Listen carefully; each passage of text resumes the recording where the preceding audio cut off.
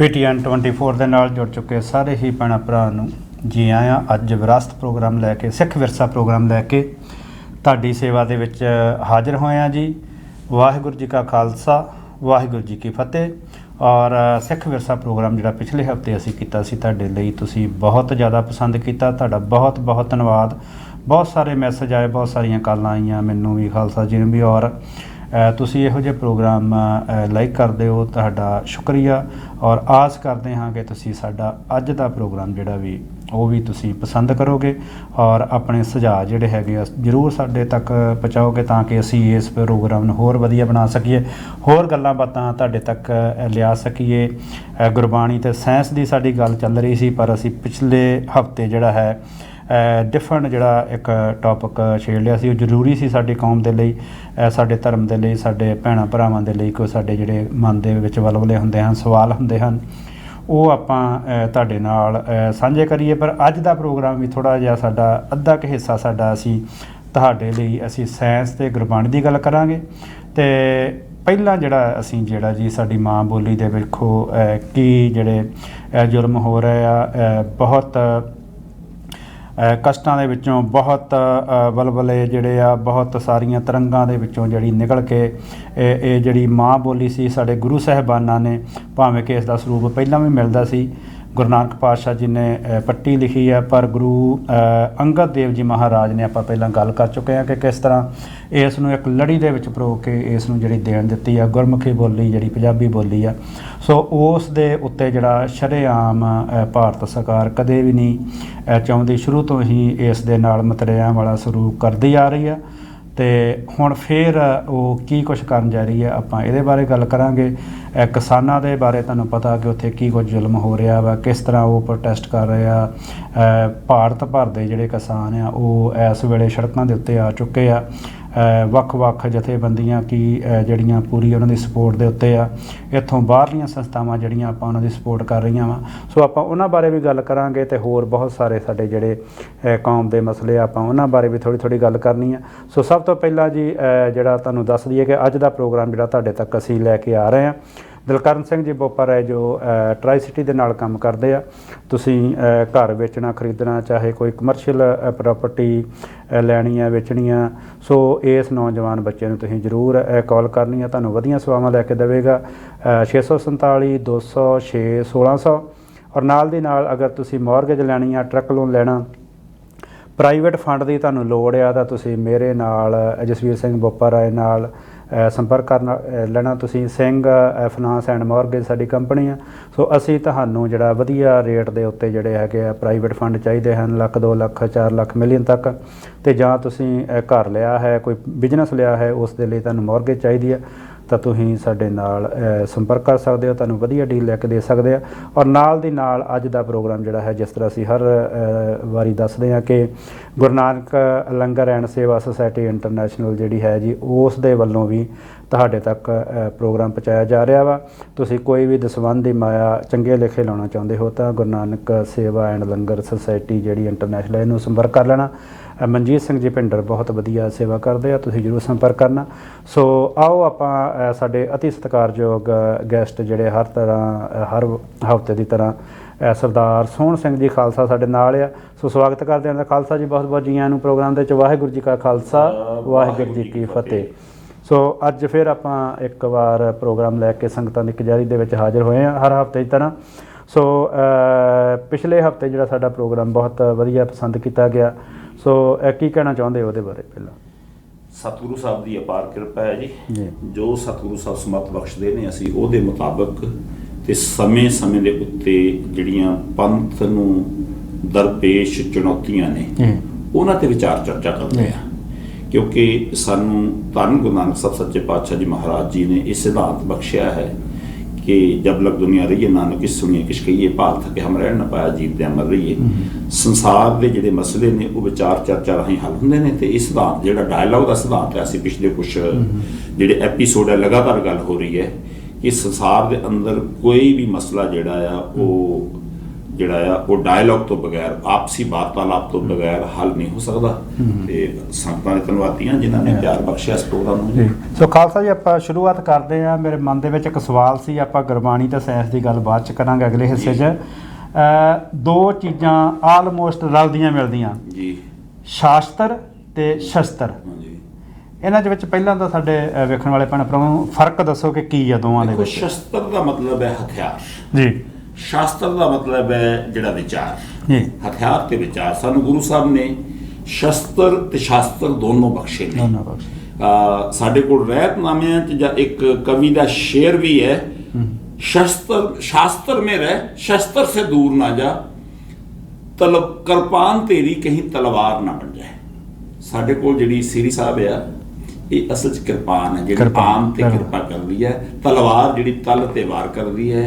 तलवार जिहड़ी वो किसी अधर्मी दे हत्थ विच भी हो सकदी है, पापी दे हत्थ विच भी हो सकदी है, पर सिख धर्म दे अंदर शस्त्र ते शास्त्र दा सुमेल है, मीरी ते पीरी दा सुमेल है।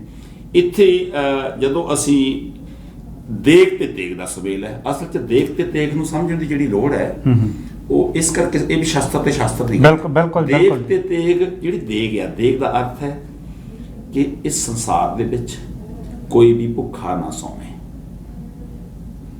ਹਰੇਕ ਵਿਅਕਤੀ ਨੂੰ ਪੇਟ ਭਰਨ ਲਈ ਅੰਨ ਪ੍ਰਾਪਤ ਹੋਣਾ ਚਾਹੀਦਾ ਹੈ, ਔਰ ਉਹਦਾ ਜਿਹੜਾ ਖਾਤਮਾ ਕਰਨ ਦੇ ਲਈ, ਉਹਦੀ ਪੂਰਤੀ ਕਰਨ ਲਈ ਸਾਡੇ ਸਤਿਗੁਰਾਂ ਨੇ ਗੁਰੂ ਨਾਨਕ ਸਾਹਿਬ ਤੋਂ ਲੈ ਕੇ ਲੰਗਰ ਦੀ ਬਖਸ਼ਿਸ਼ ਕਰ ਦਿੱਤੀ।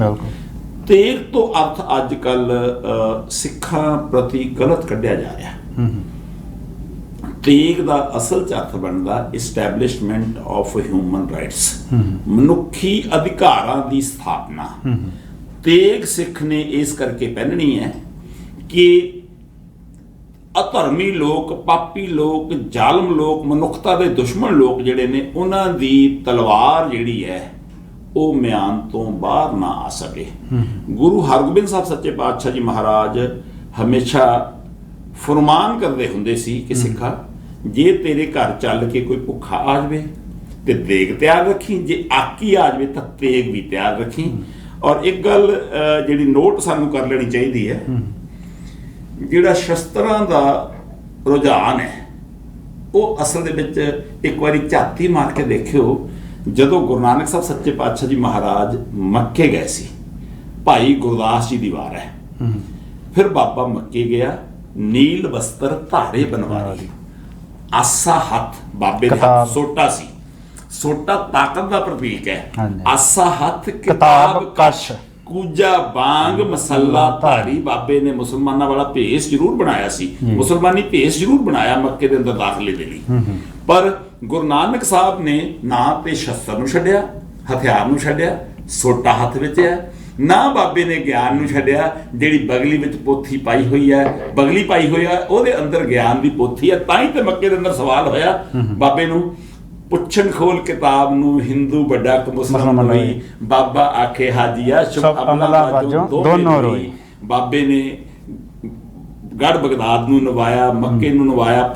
ਨਵਾਉਣ ਦਾ ਮਤਲਬ ਕਿਤੇ ਕੋਈ ਗਲਤ ਅਰਥ ਨਹੀਂ, ਅਸਲ ਦੇ ਵਿੱਚ ਬਾਬੇ ਨੇ ਆਪਣੀ ਵਿਚਾਰਧਾਰਾ ਦੇ ਨਾਲ ਉਹਨੂੰ ਪ੍ਰਭਾਵਿਤ ਕੀਤਾ। ਹੁਣ ਅਸੀਂ ਜਦੋਂ ਸ਼ਸਤਰ ਦੀ ਗੱਲ ਕਰਦੇ ਹਾਂ, ਪੱਕੇ ਤੌਰ ਤੇ ਸਾਡੇ ਸਰੀਰ ਦਾ ਅੰਗ ਆ ਜਿਹੜਾ, ਉਹ ਕਲਗੀਧਰ ਪਾਤਸ਼ਾਹ ਨੇ 5 ਕਕਾਰਾਂ ਦੇ ਵਿੱਚ ਸ੍ਰੀ ਸਾਹਿਬ ਨੂੰ ਜੋੜ ਦਿੱਤਾ। ਮੈਂ ਇਸ ਤੋਂ ਪਹਿਲਾਂ ਤੁਹਾਡੇ ਨਾਲ ਗੱਲ ਕਰਨਾ ਚਾਹੁੰਦਾ ਕਿ ਗੁਰੂ ਨਾਨਕ ਸਾਹਿਬ ਕਹਿੰਦੇ ਆ ਕਿ ਜੋ ਤੋ ਪ੍ਰੇਮ ਖਿਲਨ ਕਾ ਚਾਓ, ਸਿਰ ਧਰ ਤਲੀ ਗਲੀ ਮੇਰੀ ਆਓ, ਪਹਿਲਾ ਮਨ ਕਬੂਲ ਜੀਵਨ ਕੀ ਸਾਡਾ, ਇਹ ਸਭ ਤੋਂ ਪਹਿਲਾਂ ਗੁਰੂ ਨਾਨਕ ਸਾਹਿਬ ਬਾਬਾ ਕਬੀਰ ਸਾਹਿਬ ਦਾ ਫਰਮਾਨ ਹੈ, ਗਗਨ ਦਮਾਮਾ ਬਾਜਿਓ ਪਰਿਓ। ਇਹ ਕਬੀਰ ਸਾਹਿਬ ਤਾਂ ਗੁਰੂ ਨਾਨਕ ਸਾਹਿਬ ਤੋਂ ਵੀ ਪਹਿਲਾਂ ਬਹੁਤ ਸਾਲ ਹੋਏ। ਜੀ ਦੇਖੋ ਅਸਲ 'ਚ ਕੀ ਹੈ ਕਿ ਇੱਥੇ ਹੁਣ ਇਹ ਮੇਰੇ ਮਨ ਦੇ ਅੰਦਰੋਂ ਧੁਰ ਅੰਦਰੋਂ ਆਉਂਦੀ ਆਵਾਜ਼ ਹੈ। ਕਬੀਰ ਸਾਹਿਬ, ਗੁਰਦਾਸ ਜੀ ਮਹਾਰਾਜ ਬਨਾਰਸ ਦੀ ਧਰਤੀ ਤੇ ਹੋਏ ਨੇ। ਬਾਦਸ਼ਾਹ ਸਿਕੰਦਰ ਲੋਧੀ ਨੇ ਇਹਨਾਂ ਤੇ ਜ਼ੁਲਮ ਕੀਤਾ ਹੈ। ਬਾਬਾ ਨਾਮਦੇਵ ਜੀ ਨੂੰ ਮੰਦਰ ਚੋਂ ਧੱਕੇ ਮਾਰੇ ਗਏ। ਮੇਰੇ ਗੁਰੂ ਨਾਨਕ ਨੇ, ਬਾਬਾ ਨਾਮਦੇਵ ਜੀ ਉਸ ਸਮੇਂ ਸੰਸਾਰ ਵਿੱਚ ਨਹੀਂ ਸਨ। ਕਬੀਰ ਸਾਹਿਬ, ਰਵਿਦਾਸ ਜੀ ਮਹਾਰਾਜ, ਸਤਿਗੁਰੂ ਗੁਰੂ ਨਾਨਕ ਸਾਹਿਬ, ਇਹਨਾਂ ਤਿੰਨਾਂ ਮਹਾਂਪੁਰਸ਼ਾਂ ਦੀ ਜਿਹੜੀ ਮਿਲਣੀ ਉਹ ਬਨਾਰਸ ਦੀ ਧਰਤੀ ਤੇ ਹੁੰਦੀ ਹੈ। ਇਹਨਾਂ ਦੀ ਬਾਣੀ ਮੇਰੇ ਗੁਰੂ ਨਾਨਕ ਧੰਨ ਸਤਿਗੁਰੂ ਗੁਰੂ ਗਰੀਬ ਨਵਾਜ ਨੇ ਆਪ ਪ੍ਰਾਪਤ ਕੀਤੀ, ਆਪ ਆਪਣੀ ਪੋਥੀ 'ਚ ਚੜਾਈ। ਉਹੀ ਪੋਥੀ ਜਿਹੜੀ ਹੈ ਅਗਲੇ ਗੁਰੂ ਸਾਹਿਬਾਨ ਕੋਲ ਜਾਂਦੀ ਰਹੀ। ਹੁਣ ਜਿਨ੍ਹਾਂ ਦੇ ਕੋਲੇ ਰਹਿਣ ਨੂੰ ਘਰ ਨਹੀਂ ਸੀ, ਝੌਪੜੀਆਂ 'ਚ ਰਹਿੰਦੇ ਸੀ, ਜਿਨ੍ਹਾਂ ਨੂੰ ਮੰਦਰਾਂ 'ਚੋਂ ਧੱਕੇ ਪਏ, ਮੇਰੇ ਸਤਿਗੁਰੂ ਸ਼ਹੀਦਾਂ ਦੇ ਸਰਤਾਜ ਧੰਨ ਗੁਰੂ ਅਰਜਨ ਸਾਹਿਬ ਸੱਚੇ ਪਾਤਸ਼ਾਹ ਜੀ ਮਹਾਰਾਜ ਜੀ ਨੇ ਆਪਣੇ ਨਾਲ ਪੋਥੀ ਸਾਹਿਬ ਦੇ ਅੰਦਰ ਬਿਰਾਜਮਾਨ ਕਰ ਲਿਆ। ਫਿਰ ਉਹੀ ਪੋਥੀ ਪਰਮੇਸ਼ਰ ਦਾ ਥਾਨ ਦਰਬਾਰ ਸਾਹਿਬ ਵਿੱਚ ਸ਼ੋਭਤ ਹੋ ਗਈ। ਜਿਨ੍ਹਾਂ ਦੇ ਕੋਲੇ ਘਰ ਨਹੀਂ ਸੀ, ਦੁਨਿਆਵੀ ਤੌਰ ਤੇ ਧੱਕੇ ਮਾਰੇ ਗਏ, ਉਹਨਾਂ ਨੂੰ ਮੇਰੇ ਸਤਿਗੁਰੂਆਂ ਨੇ ਸਾਂਝ ਪੱਕੇ ਤੌਰ ਤੇ ਪਾ ਕੇ ਗਲ ਨਾਲ ਲਾ ਕੇ ਸੋਨੇ ਦਾ ਘਰ ਬਣਾ ਕੇ ਦਿੱਤਾ। ਅੱਜ ਉਹ ਵੀ ਸੋਨੇ ਦੇ ਘਰ ਵਿੱਚ ਬਿਰਾਜਮਾਨ ਨੇ, ਜਿੱਥੇ ਅਸੀਂ ਗੁਰੂ ਨਾਨਕ ਸਾਹਿਬ ਨੂੰ ਮੱਥਾ ਟੇਕਦੇ ਹਾਂ ਗੁਰੂ ਗ੍ਰੰਥ ਸਾਹਿਬ ਦੇ ਰੂਪ ਦੇ ਵਿੱਚ ਜੀ, 10 ਗੁਰੂਆਂ ਨੂੰ ਟੇਕਦੇ ਹਾਂ ਮੱਥਾ, ਉੱਥੇ ਹੀ ਅਸੀਂ ਉਹ ਮਹਾਂਪੁਰਖ ਜਿਹੜੇ ਬਾਣੀ ਦੇ ਰੂਪ ਵਿੱਚ ਗੁਰੂ ਗ੍ਰੰਥ ਸਾਹਿਬ ਦੇ ਅੰਦਰ ਬਿਰਾਜਮਾਨ ਨੇ, ਉਹ ਸੋਨੇ ਦੇ ਘਰ ਦੇ ਅੰਦਰ ਹੈ। ਸਾਡੇ ਕੋਲ ਹੁਕਮਨਾਮਾ ਸਤਿਗੁਰੂ ਰਵਿਦਾਸ ਜੀ ਦਾ ਵੀ ਆਉਂਦਾ, ਸਤਿਗੁਰੂ ਕਬੀਰ ਸਾਹਿਬ ਦਾ ਵੀ ਆਉਂਦਾ, ਬਾਬਾ ਨਾਮਦੇਵ ਜੀ ਦਾ ਵੀ ਆਉਂਦਾ। ਇਹ ਸਾਰੇ ਹੁਕਮਨਾਮੇ ਸਾਡੇ ਕੋਲ ਗੁਰੂ ਦਾ ਹੁਕਮ ਹੈ, ਕਿਉਂਕਿ ਗੁਰੂ ਸਾਹਿਬ ਦਾ ਫਰਮਾਨ ਹੈ, ਬਾਣੀ ਗੁਰੂ, ਗੁਰੂ ਹੈ ਬਾਣੀ, ਵਿੱਚ ਬਾਣੀ ਅੰਮ੍ਰਿਤ ਸਾਰੇ, ਗੁਰਬਾਣੀ ਕਹੈ ਸੇਵਕ ਜਨ ਮਾਨੈ, ਪ੍ਰਤੱਖ ਗੁਰੂ ਨਿਸਤਾਰੇ। ਗੁਰੂ ਨਾਨਕ ਸਾਹਿਬ ਨੇ ਆਪਣੀ ਬਾਣੀ ਦੇ ਅੰਦਰ ਮੈਨੂੰ ਤੇ ਜੋ ਮਰਜ਼ੀ ਕਹਿ ਲਈ, ਕਹੋ ਨਾਨਕ ਹਮ ਨੀਚ ਕਰਮਾ, ਲੂਣ ਹਰਾਮੀ, ਬਹੁਤ ਕੁਛ ਕਿਹਾ, ਲੇਕਿਨ ਜਦੋਂ ਬਾਣੀ ਦੀ ਗੱਲ ਆਈ ਤੇ ਉਦੋਂ ਗੁਰੂ ਨਾਨਕ ਸਾਹਿਬ ਨੇ ਕਿਹਾ ਸ਼ਬਦ ਗੁਰੂ, ਸੁਰਤ ਤੋਂ ਚੇਲਾ, ਸ਼ਬਦ ਮੇਰਾ ਗੁਰੂ ਹੈ, ਤੇ ਆਪਣੀ ਸੁਰਤ ਨੂੰ ਮੈਂ ਉਹਦਾ ਚੇਲਾ ਬਣਾਇਆ। ਇਸ ਕਰਕੇ ਧੰਨ ਗੁਰੂ ਨਾਨਕ ਸਾਹਿਬ ਸੱਚੇ ਪਾਤਸ਼ਾਹ ਜੀ ਮਹਾਰਾਜ ਜੀ ਦੇ ਘਰ ਜਿਹੜਾ ਉਹ ਗੱਲ ਗਿਆਨ ਦੀ ਹੋਈ ਹੈ। ਮੈਂ ਵਾਪਸ ਆਪਣੀ ਗੱਲ ਸ੍ਰੀ ਸਾਹਿਬ ਤੇ ਆਵਾਂ। ਸ੍ਰੀ ਸਾਹਿਬ ਗੁਰੂ ਗੋਬਿੰਦ ਸਿੰਘ ਮਹਾਰਾਜ ਨੇ ਤਾਂ ਸਾਨੂੰ ਪੱਕੇ ਤੌਰ ਤੇ, ਪਰ ਉਸ ਤੋਂ ਪਹਿਲਾਂ ਵੀ ਜੇ ਆਪਾਂ ਦੇਖਦੇ ਹਾਂ ਗੁਰੂ ਹਰਗੋਬਿੰਦ ਪਾਤਸ਼ਾਹ ਜੀ ਨੇ ਜੀ 5ਵੇਂ ਪਾਤਸ਼ਾਹ ਦੀ ਸ਼ਹੀਦੀ ਤੋਂ ਬਾਅਦ ਫੌਜਾਂ ਰੱਖੀਆਂ, ਸ਼ਾਹੀ ਠਾਠ ਬਾਠ ਰੱਖਿਆ, ਸਾਰਾ ਕੁਝ ਰੱਖਿਆ। ਸ੍ਰੀ ਸਾਹਿਬ ਬਾਈ 4 ਜੰਗਾਂ ਕੀਤੀਆਂ ਜੀ। ਉਸ ਤੋਂ ਬਾਅਦ ਵਾਲੇ ਗੁਰੂ ਸਾਹਿਬ ਇਸ ਰਹੇ ਆ 14 ਜੰਗਾਂ 10ਵੇਂ ਪਾਤਸ਼ਾਹ ਨੇ। ਤੁਸੀਂ ਤਾਂ 1-2 ਹੋਰ ਜੰਗਾਂ ਵੀ ਗਣਾਤੀਆਂ ਜਿਹੜੀਆਂ ਇਤਿਹਾਸ ਤੋਂ ਬਾਅਦ ਆ। ਸੋ ਇਹਦੇ ਵਿੱਚ ਸਾਰੀ ਸ੍ਰੀ ਸਾਹਿਬ ਜਿਹੜੀ ਆ ਜੂਝ ਕੀਤੀ ਗਈ ਆ। ਔਰ 10ਵੇਂ ਪਾਤਸ਼ਾਹ ਇੱਥੋਂ ਤੱਕ ਵੀ ਕਹਿੰਦੇ ਆ ਕਿ ਸੈਫ ਸਰੋਹੀ ਸੈਥੀ ਜਹੇ ਹਮਾਰੇ ਪੀਰ, ਕਿਉਂਕਿ ਮੈਂ ਜਿਹੜਾ ਇਤਿਹਾਸ ਜਾਂ ਪੜ੍ਹਿਆ ਵਾ, ਬਾਕੀ ਤੁਸੀਂ ਜਿਹੜੀ ਹੈਗੀ ਕਲੈਰਿਟੀ ਆਪਣੇ ਤੁਹਾਡੇ ਵਿਚਾਰ ਹੋ ਸਕਦੇ ਆ, ਪਰ ਉਹ ਕਹਿੰਦੇ ਵੀ ਸਿੱਖ ਜਿਹੜਾ ਹੈ ਸਾਡੇ ਅੰਦਰ 2 ਚੀਜ਼ਾਂ ਵਾ, ਸਿੱਖ ਤੇ ਸਿੰਘ। ਸ਼ਸਤਰਨ ਕੇ ਅਧੀਨ ਹੈ ਰਾਜ, ਜੋ ਨਹੀਂ ਧਰੇ ਤਿਸ ਵਿਗੜੇ ਹੈ ਕਾਜ।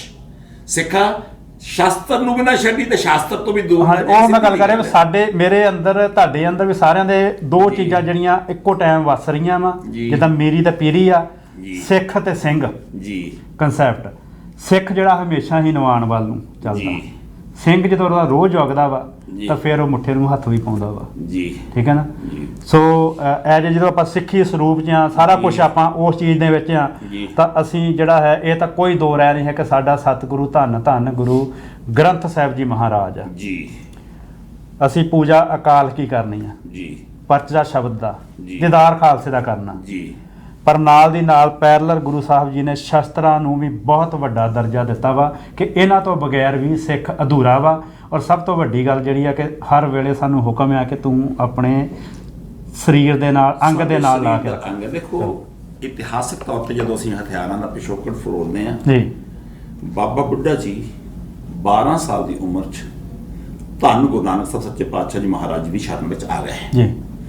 ਹੁਣ ਜਿਹੜੀ ਬੀੜ ਦੇ ਅੰਦਰ ਝਬਾਲ ਦੇ ਲਾਗੇ ਉੱਥੇ ਬਾਬਾ ਬੁੱਢਾ ਜੀ ਗੰਗਾ ਸਹਿਗਲ ਹੋਣਾ ਨੇ ਗੁਰੂ ਹਰਗੋਬਿੰਦ ਸਾਹਿਬ ਨੂੰ ਹਥਿਆਰਾਂ ਦੀ ਟ੍ਰੇਨਿੰਗ ਦਿੱਤੀ ਹੈ। ਇਹਦਾ ਮਤਲਬ ਹੈ ਕਿ ਗੁਰੂ ਨਾਨਕ ਸਾਹਿਬ ਦੇ ਸਮੇਂ ਦਾ ਸਿੱਖ ਬਾਬਾ ਬੁੱਢਾ ਜੀ ਜਿਨ੍ਹਾਂ ਦਾ ਅਕਾਲ ਚਲਾਣਾ ਗੁਰੂ ਹਰਗੋਬਿੰਦ ਸਾਹਿਬ ਦੇ ਸਮੇਂ ਤੇ ਹੋਇਆ, ਉਦੋਂ ਤੋਂ ਹਥਿਆਰ ਜਿਹੜੇ ਆ ਸਿੱਖਾਂ ਦੇ ਅੰਦਰ ਪ੍ਰਚਲਿਤ ਸੀ, ਕਿਉਂਕਿ ਉਦੋਂ ਵਿਖੜੇ ਪੈਂਦੇ ਹੁੰਦੇ ਸੀ, ਆਪਣੇ ਆਪਣੇ ਰਸਤੇ ਤੇ ਆਪਣੀ ਆਪਣੀ ਰਾਖੀ ਆਪ ਕਰਨੀ ਪੈਂਦੀ ਹੁੰਦੀ ਸੀ। ਜਿਹੜਾ ਸਾਡੇ ਅੱਜ ਕੱਲ੍ਹ ਪਰਿਵਾਰਾਂ ਦੇ ਵਿੱਚ ਦੂल्हा ਜਿਹੜਾ ਆ, ਵਿਆਂਦੜ ਹੈ ਜਿਹੜਾ ਤਲਵਾਰ ਫੜਦਾ, ਉਹਦਾ ਵੀ ਉਦੋਂ ਦਾ ਰਿਵਾਜ ਚੱਲਿਆ ਹੋਇਆ ਵੀ ਆਪਣੀ ਬਰਾਤ ਦੀ ਰਾਖੀ ਆਪ ਕਰਨ ਨੂੰ ਸਾਰੇ ਸ਼ਸਤਰ ਲੈ ਕੇ ਚੱਲਦੇ ਹੁੰਦੇ ਸੀ।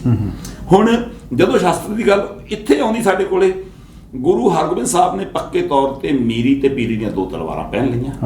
ਹੁਣ ਜਿਹੜੀ ਮੀਰੀ ਦੀ ਤਲਵਾਰ ਆ ਉਹ 42 ਇੰਚ ਦੀ ਆ, ਦੂਜੀ 44 ਇੰਚ ਦੀ ਆ।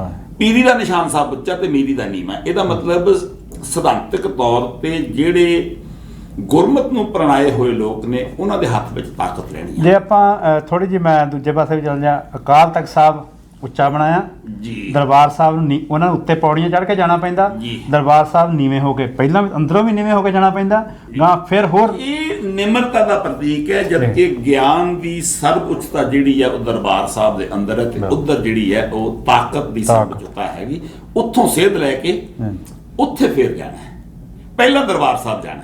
ਹੁਣ ਜਦੋਂ ਅਸੀਂ ਹੋਰ ਇਤਿਹਾਸ ਨੂੰ ਖੋਲਦੇ ਹਾਂ ਸਿੱਖ ਇਤਿਹਾਸ ਦੇ ਅੰਦਰ ਮੈਦਾਨੇ ਜੰਗ ਦੇ ਅੰਦਰ ਤਲਵਾਰ ਵਾਹੁਣ ਵਾਲਾ ਸਭ ਤੋਂ ਛੋਟੀ ਉਮਰ ਦਾ ਯੋਧਾ ਧੰਨ ਗੁਰੂ ਤੇਗ ਬਹਾਦਰ ਸਾਹਿਬ ਨੇ।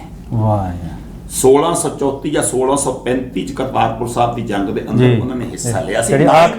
ਸਾਡੇ ਕੋਲ ਤਾਂ ਐਗਜ਼ਾਮਪਲ ਬਹੁਤ ਵੱਡੀ ਹੈ ਆਖਰੀ ਜੰਗ ਤਿਆਗਮਲ ਤੋਂ ਜਦੋਂ ਇਨਾਮਾਂ ਦੀ ਵੰਡ ਧੰਨ ਗੁਰੂ ਹਰਗੋਬਿੰਦ ਸਾਹਿਬ ਕਰਨ ਲੱਗੇ, ਕਿਸੇ ਨੂੰ ਘੋੜਾ ਬਖਸ਼ ਦਿੱਤਾ ਗੁਰੂ ਸਾਹਿਬ ਨੇ, ਕਿਸੇ ਨੂੰ ਸੋਨਾ ਦੀਆਂ ਮੋਹਰਾਂ ਦਿੱਤੀਆਂ, ਕਿਸੇ ਨੂੰ ਕੁਛ ਦੇ ਦਿੱਤਾ। ਬਾਬਾ ਤਿਆਗਮਲ ਜੀ ਧੰਨ ਗੁਰੂ ਤੇਗ ਬਹਾਦਰ ਸਾਹਿਬ ਨੂੰ ਬੁਲਾਇਆ, ਪੁੱਤਾ ਤੁਹਾਨੂੰ ਵੀ ਕੁਛ ਦੇਣਾ। ਅੱਛਾ ਨਿਮਰਤਾ ਸਹਿਤ ਹੱਥ ਜੋੜ ਲੈ, ਬੇਟਾ ਤਿਆਗਮਲ ਤੇਰਾ ਨਾਂ ਰੱਖਿਆ ਸੀ ਪਰ ਤੂੰ ਤੇ ਤੇਗ ਦਾ ਵੀ ਤਾਂ ਨਹੀਂ ਹੈ, ਅੱਜ ਤੋਂ ਤੇਰਾ ਨਾਮ ਤੇਗ ਬਹਾਦਰ ਹੈ। ਇੱਕ ਕਵੀ ਬਹੁਤ ਵਧੀਆ ਲੈਣਾ ਲਿਖਦਾ, ਕਹਿੰਦਾ ਮੈਂ ਹਾਂ ਤੇਗ ਤੇ ਕੱਢ ਲੈ ਤੇਗ ਤੂੰ ਵੀ, ਇੱਕ ਦੋ ਨਹੀਂ ਪਰਖ ਲੈ 100 ਤੇਗਾ।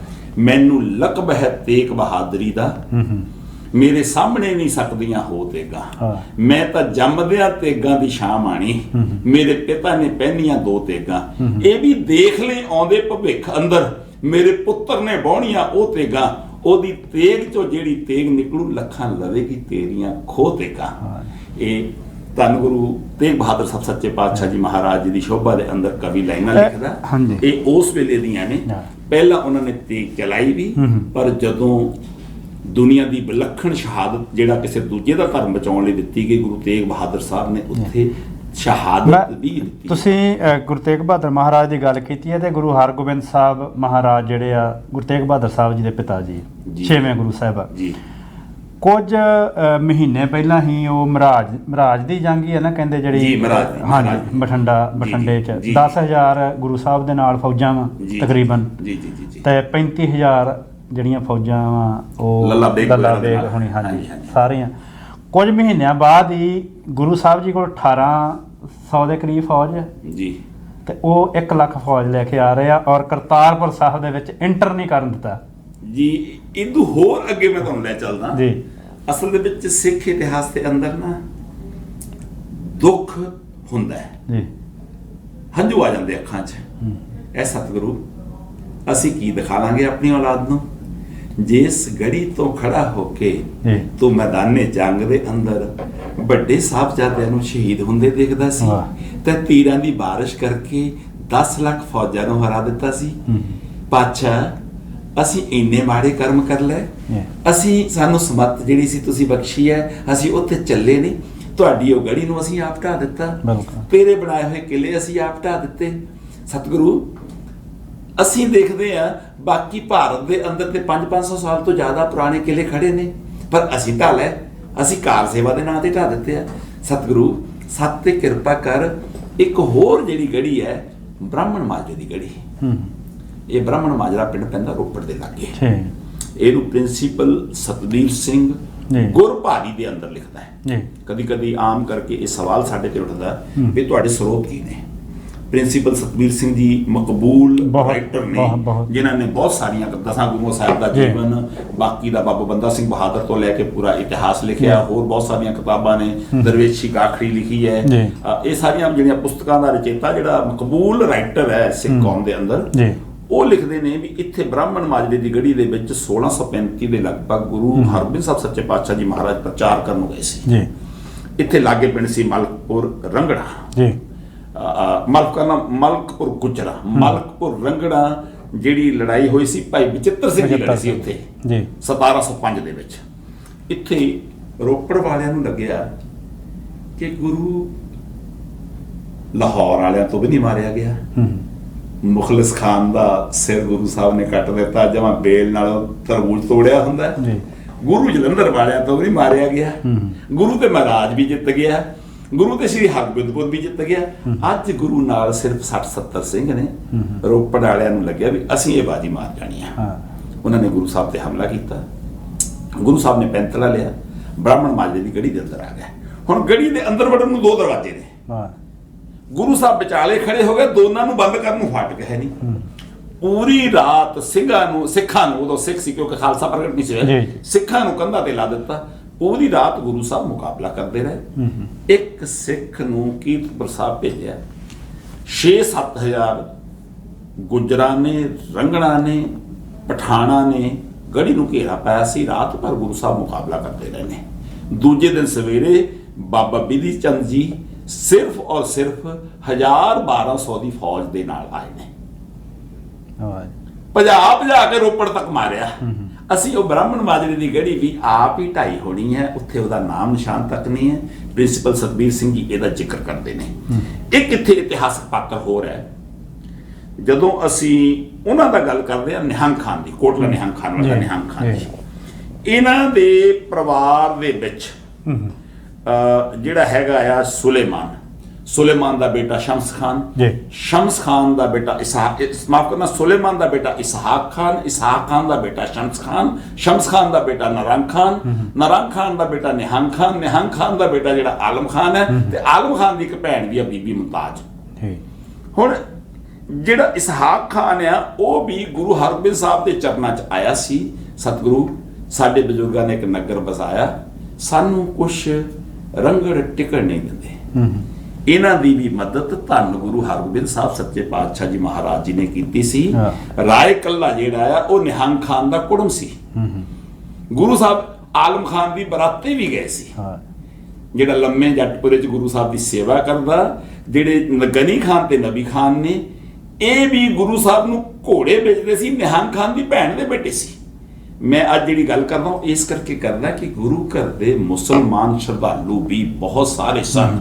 ਜਦੋਂ ਗੁਲਾਬਾ ਮਾਛੀਵਾੜੇ ਤੋਂ ਭੱਜ ਜਾਂਦਾ ਹੈ, ਗੁਰੂ ਸਾਹਿਬ ਦੇ ਅੱਗੇ ਅਸ਼ਰਫੀਆਂ ਦੀ ਥਾਲੀ ਕਰ ਦਿੰਦਾ ਵੀ ਕਿਤੇ ਮੇਰੇ ਬੱਚੇ ਨਾ ਮਾਰੇ ਜਾਣ, ਉਦੋਂ ਗਨੀ ਖਾਨ ਤੇ ਨਬੀ ਖਾਨ ਕਹਿੰਦੇ ਨੇ ਗੁਰੂ ਸਾਹਿਬ ਸਾਡੇ ਘਰ ਆ ਜਾ। ਗੁਰਦੁਆਰਾ ਗਨੀ ਖਾਨ ਨਬੀ ਖਾਨ ਹੈ।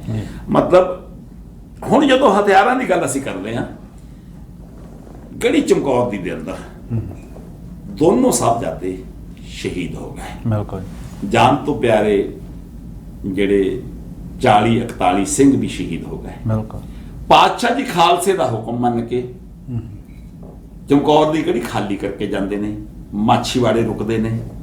ਮਾਛੀਵਾੜੇ ਤੋਂ ਜਦੋਂ ਉੱਚ ਦਾ ਪੀਰ ਬਣ ਕੇ ਨਿਕਲਿਆ ਗੁਰੂ ਸਾਹਿਬ, ਯਕੀਨ ਕਰਿਓ ਗੁਰੂ ਸਾਹਿਬ ਨੂੰ ਗਨੀ ਖਾਨ ਤੇ ਨਬੀ ਖਾਨ ਬੇਨਤੀ ਕਰਦੇ, ਸਤਿਗੁਰੂ ਕਿੱਧਰ ਨੂੰ ਚਲੀਏ, ਕਿਉਂਕਿ ਮੰਜੀ ਦੇ ਅਗਲੇ ਪਾਸੇ ਉਹ ਲੱਗੇ ਹੋਏ ਸੀ। ਪਿਛਲੇ ਪਾਸੇ ਭਾਈ ਦਇਆ ਸਿੰਘ ਤੇ ਧਰਮ ਸਿੰਘ ਸੀ, ਮਾਨ ਸਿੰਘ ਜੀ ਚੌਰ ਕਰਦੇ ਸੀ। ਪਾਤਸ਼ਾਹ ਨੇ ਕਿਹਾ ਇੱਥੇ ਲਾਗੇ ਪਿੰਡ ਪੈਂਦਾ ਕੰਗਰਾਲੀ, ਆਪਾਂ ਕੰਗਰਾਲੀ ਪਿੰਡ ਜਾਣਾ। ਕੰਗਰਾਲੀ ਪਿੰਡ ਪਤਾ ਕੌਣ ਸੀ? ਕੰਡਾ ਮਿਸਤਰੀ ਜਿਹੜਾ ਹਥਿਆਰ ਬਣਾਉਂਦਾ ਸੀ। ਜਦੋਂ ਗੁਰੂ ਸਾਹਿਬ ਉਹਦੇ ਘਰ ਪਹੁੰਚੇ, ਉਹਦੇ ਗੁਰੂ ਸਾਹਿਬ ਨੂੰ ਪਛਾਣ ਲਿਆ। ਤੇ ਕਾਜੀ ਪੀਰ ਮੁਹੰਮਦ ਸਲੋਹ ਵਾਲਾ ਗੁਰੂ ਸਾਹਿਬ ਨੂੰ ਫਾਰਸੀ ਪੜਾਉਂਦਾ ਰਿਹਾ, ਉਹਨੇ ਵੀ ਗੁਰੂ ਸਾਹਿਬ ਦੇ ਵਿੱਚੋਂ ਉੱਚ ਦੇ ਪੀਰ ਦੇ ਦਰਸ਼ਨ ਕੀਤੇ। ਗੁਰੂ ਸਾਹਿਬ ਦਾ ਕਿਰਦਾਰ ਐਡਾ ਉੱਚਾ ਤੇ ਸੁੱਚਾ ਸੀ। ਇੱਕ ਮੁਸਲਮਾਨ ਕਾਜੀ ਪੀਰ ਮੁਹੰਮਦ ਸਲੋਹ ਵਾਲਾ, ਹਾਂਜੀ ਇਹ ਉੱਚ ਦੇ ਪੀਰ ਨੇ, ਇਹਨਾਂ ਨੂੰ ਰੋਕਣਾ ਬਹੁਤ ਵੱਡਾ ਗੁਨਾਹ ਆ। ਹੁਣ ਕੰਡਾ ਮਿਸਤਰੀ ਸਤਿਗੁਰੂ ਦੇ ਚਰਨ ਪਰਸਦਾ, ਸਤਿਗੁਰੂ 2 ਤਮੰਚੇ, ਕੁਛ ਤੀਰ, 2 ਤਲਵਾਰਾਂ ਤੇ ਕਮਾਨ ਬਣਾਏ ਪਏ ਨੇ। ਸਤਿਗੁਰੂ ਨੇ ਮਾਇਆ ਦਿੱਤੀ ਤੇ ਉਹ ਹਥਿਆਰ ਲੈ ਲਿਆ। ਕੋਈ ਸੋਚ ਸਕਦਾ? ਇੱਕ ਰਾਤ ਜੰਗਲ ਦੇ ਰਸਤੇ ਬਸਤਰ ਲੀਰੋ ਲੀਰ ਹੋ ਗਏ। ਕਿਹਾ ਜਾਂਦਾ ਇੱਕ ਪੈਰ ਦੀ ਜੁੱਤੀ ਜਿਹੜੀ ਹੈ ਸਤਿਗੁਰੂ ਸਾਹਿਬ ਦੇ ਚਰਨਾਂ ਦਾ ਜੋੜਾ ਜਿਹੜਾ ਹੈ ਉਹ ਆੜ ਦੇ ਵਿੱਚ ਰਹਿ ਗਿਆ, ਖਾਲ ਦੇ ਵਿੱਚ ਰਹਿ ਗਿਆ। ਦੂਜੇ ਨਾਲ ਇੱਕ ਨਾ ਤੁਰਿਆ ਨਹੀਂ, ਸਤਿਗੁਰੂ ਨੇ ਦੂਜਾ ਵੀ ਸਿੱਟ ਦਿੱਤਾ। ਆਮ ਕਰਕੇ ਕਿਹਾ ਜਾਂਦਾ। ਇੱਥੇ ਫਿਰ ਸ੍ਰੀ ਸਾਹਿਬ ਦਾ ਕਮਾਲ ਦੇਖੋ, ਰਾਸਤੇ ਵਿੱਚ 2 ਗੁੱਜਰ ਨੇ, ਗਾਮੂ ਤੇ ਅਲਫੂ। ਗਾਮੂ ਤੇ ਅਲਫੂ ਰੌਲਾ ਪਾਉਣ ਲੱਗ ਪੈਂਦੇ ਨੇ ਵੀ ਗੁਰੂ ਸਾਹਿਬ ਜਾ ਰਹੇ ਨੇ। ਗੁਰੂ ਸਾਹਿਬ ਵਾਪਸ ਆਏ, ਉਹਨਾਂ ਨੂੰ ਕੁਝ ਮੋਹਰਾਂ ਦਿੱਤੀਆਂ, ਚੁੱਪ ਕਰਵਾ ਦਿੱਤਾ। ਗੁਰੂ ਸਾਹਿਬ ਥੋੜਾ ਦੂਰ ਗਏ, ਫਿਰ ਰੌਲਾ ਪਾਉਣ ਲੱਗ ਪਏ। ਗੁਰੂ ਸਾਹਿਬ ਨੇ ਤਲਵਾਰ ਚਲਾਈ। ਇਹ ਇਤਿਹਾਸ ਦੇ ਸੁਨਹਿਰੀ ਪੰਨਿਆਂ ਤੇ ਲਿਖਿਆ ਹੋਇਆ, ਜਿੱਦਾਂ ਆਪਾਂ ਸ੍ਰੀ ਸਾਹਿਬ ਪਾਉਂਦੇ ਹਾਂ, ਇਸ ਪਾਸੇ ਤੋਂ ਲੈ ਕੇ ਇਸ ਪਾਸੇ ਤੱਕ ਇੱਕ ਨੂੰ ਕੱਟ ਦਿੱਤਾ। ਕਿੰਨੀ ਤਾਕਤ ਮੇਰੇ ਸਤਿਗੁਰੂ ਦੇ ਬਾਹਾਂ ਵਿੱਚ ਸੀ, ਕਿੰਨਾ ਅਭਿਆਸ ਕਰਦੇ ਹੋਣਗੇ। ਤੀਰ ਨੌਟੰਕੀ ਸਨ, 2 ਕੁਇੰਟਲ 25 ਕਿਲੋ ਵਜ਼ਨ ਚੁੱਕਣ ਜੋਗਾ ਤੰਦੀ ਗੁਰੂ ਸਾਹਿਬ ਖਿੱਚਦੇ ਹੁੰਦੇ ਸੀ। ਹੁਣ ਕੰਡੇ ਮਿਸਤਰੀ ਕੋਲੋਂ ਚਮਕੌਰ ਦੀ ਗੜੀ ਛੱਡੀ, 1 ਰਾਤ ਦਾ ਸਫ਼ਰ, 1 ਰਾਤ ਗੁਲਾਬੇ ਦੇ ਘਰ, 2 ਰਾਤਾਂ ਗਨੀ ਖਾਨ ਤੇ ਨਬੀ ਖਾਨ ਦੇ ਘਰੇ, ਇਹ 5 ਰਾਤਾਂ ਬਣਦੀਆਂ ਨੇ। 2 ਦਾ ਪਤਾ ਨਹੀਂ, ਉਹਨਾਂ ਤੇ ਤਸੀਹੇ ਫਤਿਹਗੜ੍ਹ ਸਾਹਿਬ ਸਰਹੰਦ ਹੋ ਰਹੇ ਦਿੱਤੇ ਜਾ ਰਹੇ ਨੇ ਉਹਨਾਂ ਨੂੰ। ਠੰਡੇ ਬੁਰਜ ਵਿੱਚ ਕੈਦ ਨੇ, 2 ਆਪ ਸ਼ਹੀਦ ਕਰਵਾ ਕੇ ਆਏ ਨੇ। ਫਿਰ ਮੇਰੇ ਬਾਪੂ ਨੇ ਕੋਈ ਬੈਠੇ ਥੋੜੀ ਆ ਨਾ, ਹਥਿਆਰ ਚੁੱਕ ਲਿਆ ਉਹਨਾਂ ਨੇ, ਕੰਡੇ ਮਿਸਤਰੀ ਤੋਂ ਹਥਿਆਰ ਪਰਚੇਜ਼ ਕਰ ਲਿਆ ਸੀ। ਗੁਰੂ ਸਾਹਿਬ ਨੇ ਸਾਨੂੰ ਹਮੇਸ਼ਾ ਸ਼ਸਤਰਾਂ ਨੂੰ ਗੁਰੂ ਨਾਨਕ ਤੋਂ ਲੈ ਕੇ ਜਿਹੜਾ ਸੋਟਾ ਸੀ, ਮੈਂ ਇਸ ਗੱਲ ਨੂੰ ਸਮ ਅਪ ਕਰ ਦਵਾਂ, ਜਿਹੜਾ ਗੁਰੂ ਨਾਨਕ ਸਾਹਿਬ ਦੇ ਹੱਥ ਦਾ ਸੋਟਾ ਸੀ ਉਹੀ ਤਲਵਾਰ ਬਣਿਆ ਜਿਹੜੀ ਗੁਰੂ ਹਰਗੋਬਿੰਦ ਸਾਹਿਬ ਨੇ ਚਲਾਈ। ਉਹੀ 2 ਧਾਰਾ ਖੰਡਾ ਬਣਿਆ ਜਿਹੜਾ ਬਾਬਾ ਦੀਪ ਸਿੰਘ ਦੇ ਹੱਥ ਵਿੱਚ ਆਇਆ। ਉਹੀ ਜਿਹੜਾ 2 ਧਾਰਾ ਖੰਡਾ ਜਦੋਂ ਖੰਡੇ ਬਾਟੇ ਦੀ ਪਾਹੁਲ ਤਿਆਰ ਕੀਤੀ ਜਾਂਦੀ ਆ, ਉੱਥੇ ਵੀ ਵਰਤਿਆ ਮੇਰੇ ਗੁਰੂ ਸਾਹਿਬ ਨੇ। ਖਾਲਸਾ ਜੀ, ਆਪਾਂ ਇੱਥੋਂ ਹੀ ਗੱਲ ਜਿਹੜੀ ਹੈ ਸ਼ੁਰੂ ਕਰਾਂਗੇ ਔਰ ਸਾਡਾ ਇੱਕ ਬ੍ਰੇਕ ਦਾ ਟਾਈਮ ਹੋਇਆ ਜੀ। ਇੱਕ ਛੋਟੀ ਜਿਹੀ ਬ੍ਰੇਕ ਲੈਣੀ ਆ ਔਰ ਅੱਜ ਦਾ ਪ੍ਰੋਗਰਾਮ ਜਿਹੜਾ ਹੈ ਜੀ ਦਲਕਰਨ ਸਿੰਘ ਬੋਪਰਾਏ ਵੱਲੋਂ ਤੁਹਾਡੇ ਤੱਕ ਪਹੁੰਚਾਇਆ ਜਾ ਰਿਹਾ। ਔਰ ਜਿਸ ਤਰ੍ਹਾਂ ਆਪ ਜੀ ਨੂੰ ਪਤਾ ਹੀ ਹੈ ਕਿ ਰੀਅਲ ਸਟੇਟ ਇਸ ਵੇਲੇ ਬਹੁਤ ਹੌਟ ਚੱਲ ਰਹੀ ਹੈ। ਤੁਸੀਂ ਘਰ ਵੇਚਣਾ ਖਰੀਦਣਾ, ਚਾਹੇ ਕਮਰਸ਼ੀਅਲ ਦਾ ਚਾਹੇ ਰੈਜ਼ੀਡੈਂਸ਼ੀਅਲ ਪ੍ਰਾਪਰਟੀ ਆ, ਤਾਂ ਤੁਸੀਂ ਇਸ ਨੌਜਵਾਨ ਬੱਚੇ ਦਾ ਜ਼ਰੂਰ ਹੌਸਲਾ ਅਫਜ਼ਾਈ ਕਰਨਾ। 647 206 1600 ਔਰ ਕੋਈ ਮੌਰਗੇਜ ਸੰਬੰਧੀ ਕੋਈ ਜਾਣਕਾਰੀ ਲੈਣੀ ਹੈ, ਮੌਰਗੇਜ ਲੈਣੀ ਹੈ, ਘਰ ਲਿਆ, ਬਿਜ਼ਨਸ ਲਿਆ, ਚਾਹੇ ਤੁਸੀਂ ਕੋਈ ਗੈਸ ਸਟੇਸ਼ਨ ਲਿਆ, ਤੇ ਚਾਹੇ ਤੁਹਾਨੂੰ ਪ੍ਰਾਈਵੇਟ ਫੰਡ ਦੀ ਲੋੜ ਪੈ ਗਈ ਆ, ਤਾਂ ਤੁਸੀਂ ਜ਼ਰੂਰ ਮੇਰੇ ਨਾਲ ਜਸਵੀਰ ਸਿੰਘ ਬੋਪਰਾਏ ਨਾਲ 647 231 1600 ਦੇ ਉੱਤੇ ਸੰਪਰਕ ਕਰ ਲੈਣਾ। ਔਰ ਨਾਲ ਦੀ ਨਾਲ ਸਾਡੇ ਜਿਹੜੇ ਨਾਲ ਸਹਿਯੋਗੀ ਆ ਜੀ ਗੁਰੂ ਨਾਨਕ ਸੇਵਾ ਐਂਡ ਲੰਗਰ ਸੁਸਾਇਟੀ, ਤੁਸੀਂ ਉਹਨਾਂ ਨੂੰ ਜੇ ਤੁਹਾਡੇ ਕੋਲ ਕੋਈ ਦਸਵੰਧੀ ਮਾਇਆ ਪਈ ਆ, ਤੁਸੀਂ ਕਿਤੇ ਚੰਗੇ ਲੇਖੇ ਲਾਉਣਾ ਚਾਹੁੰਦੇ ਹੋ, ਤਾਂ ਇਸ ਜਿਹੜੀ ਸੁਸਾਇਟੀ ਹੈ ਗੁਰੂ ਨਾਨਕ ਸੇਵਾ ਐਂਡ ਲੰਗਰ ਸੁਸਾਇਟੀ ਇੰਟਰਨੈਸ਼ਨਲ ਨੂੰ ਤੁਸੀਂ ਜਿਹੜਾ ਹੈ ਜੀ ਭਿੰਡਰ ਸਾਹਿਬ ਨੂੰ ਸੰਪਰਕ ਕਰ ਲੈਣਾ। ਸੋ ਆਓ ਇੱਕ ਛੋਟੀ ਜਿਹੀ ਬ੍ਰੇਕ, ਤੇ ਉਸ ਤੋਂ ਬਾਅਦ ਫਿਰ ਤੁਹਾਡੇ ਨਾਲ ਇਸੇ ਹੀ ਟੌਪਿਕ ਨੂੰ ਲੈ ਕੇ ਅੱਗੇ ਤੁਰਦੇ ਹਾਂ ਜੀ।